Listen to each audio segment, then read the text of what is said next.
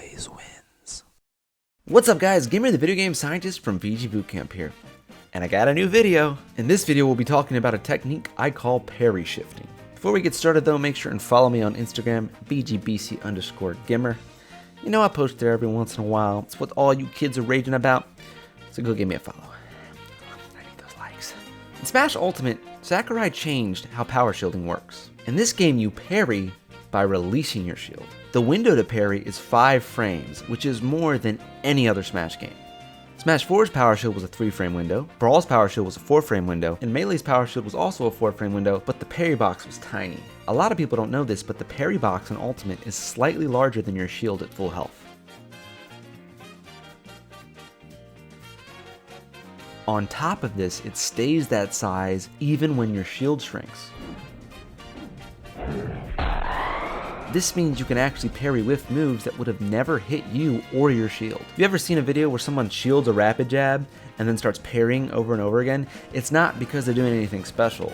That rapid jab is just straight up whiffing, but it's inside their parry box, so it still works. There's something I discovered the other day I call Parry Shifting, which makes parrying even easier. If you tilt your shield, it doesn't move your parry box. This means you can tilt your shield away from your opponent, making it easier to force a whiff parry.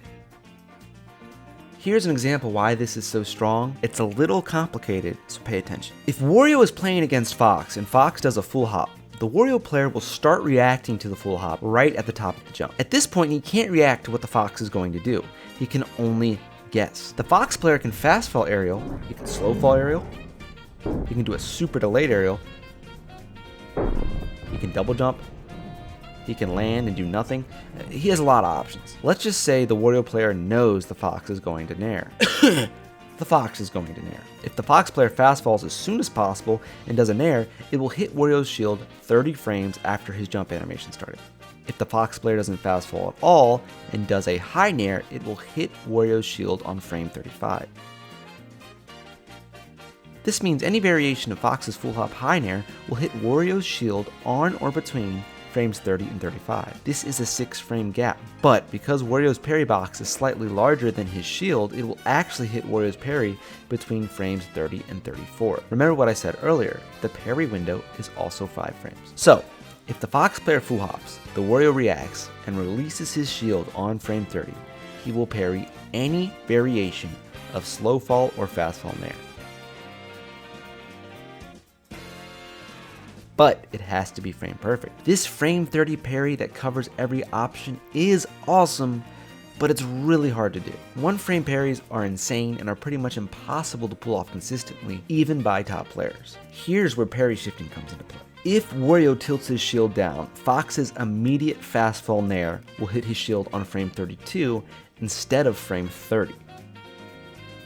Remember, although he's tilting his shield down, the parry box is still in the same place. This means he can now release his shield on frame 30, 31, or 32, and it will cover all of the nair options. A 3-frame window is a lot more manageable than a 1-frame window, and it's definitely something that can be pulled off consistently. If the Fox gets scared and knows you're going to parry his nair because you keep doing it, he can double jump out. But all you'll do is release your shield, and he'll be in the air without a double jump, and you'll be on the ground being able to do whatever you want. So you're still in a really good position. The main way the Fox player can punish you if he knows you're going for this parry shift option, just full hop, no fast fall, land right on top of you with an nair right before he touches the ground. This will hit you after your parry box is gone, and he can do whatever he wants. The problem with this option is that it leaves the Fox player open the whole time he full hops, until the very bottom. So if you know he's scared of your parry, and he's going to start going for this, you can react to the full hop and then just do an aerial out of shield, and even if he double jumps instead, you'll still be in a better position. By the way, you can also parry shift left and right. This will make it a little easier to parry characters that are being too obvious, for example, wolf players who like to spam dash attack. But using parry shifting to punish aerials is definitely the strongest use of this technique. How good a character's parry shift is completely dependent on their height and how far their shield goes when they tilt it. I used Wario as an example in this video because he's medium height and he moves his shield a lot when he tilts it. Shorter characters just seem to have an advantage when it comes to parrying in general because they're closer to the ground, making it so aerials would hit them later anyways. That being said, most of them don't have great parry shifting because they're so small, they don't move their shield. that far when they tilt it, which means their parry window isn't as high above the ground, making slow fall aerials more likely to hit them if they go for a parry shift. Or they're so small and they tilt their shield far and it makes them prone to getting shield stabbed very easily. Tall and fat characters like Ridley are just screwed in general because their shield is way too high and they can barely even move it. Some characters' shield tilt leaves them prone to shield stabbing even when their shield's at full health, so this technique isn't very useful for them. It really does seem like this technique benefits medium height characters with good shield tilt animations. All that being said, it's up to you guys to study this with your own character and see if it's useful enough to pull out in tournament play. Character discords, I'm looking at you. I know you're probably wondering, how are you tilting your shield so fast without spot dodging? Well, in a Beefy Smash Dudes video that they recently put up, if you hold B while in shield, unless of course you're Inkling, you can tilt your shield all you want and you won't be able to roll or spot dodge. So you can just run up shield, press B, and then immediately press down, and nothing will happen. That's the video. I hope you guys enjoyed it. If you did, consider giving it a like. If you like my content, consider subscribing. And if you really, really like it, consider hitting that notification bell. I'm really busy. I'm in New York right now. I gotta go hang out with my girlfriend. So it's back to the lab with me. I'll see you guys next time. What's up, guys? Gamer here. Like I said, I'm in my girlfriend's apartment right now. I'm finishing editing up this video to put it on YouTube, and I just realized I made a pretty big mistake when making this video. Now, everything I said about parry shifting, the theory behind it, all true, but I messed up on boxes and air. I forgot that when you fast fall an aerial in this game, unless you're still holding down, you go back into your slow fall. And because it's a neutral air, you can't keep holding down. So you have to press down again to go back into your fast fall. I forgot to show a high nair that starts before you can even fast fall, and then fast falling as soon as possible. That nair hits around frame 27 or 28, meaning if you parry shift down, it'll hit between 29 and 30. You gotta do a frame 30 parry shift. You don't have a 3-frame window, basically.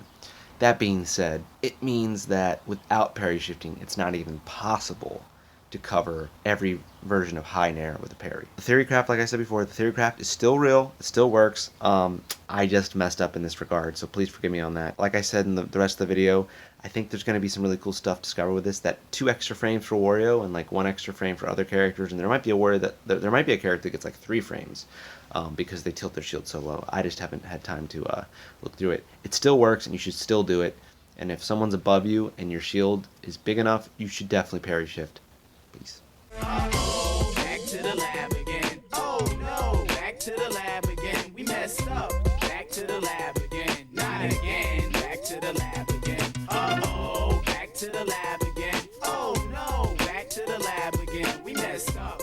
Back to the lab again. Not again. Back to the lab.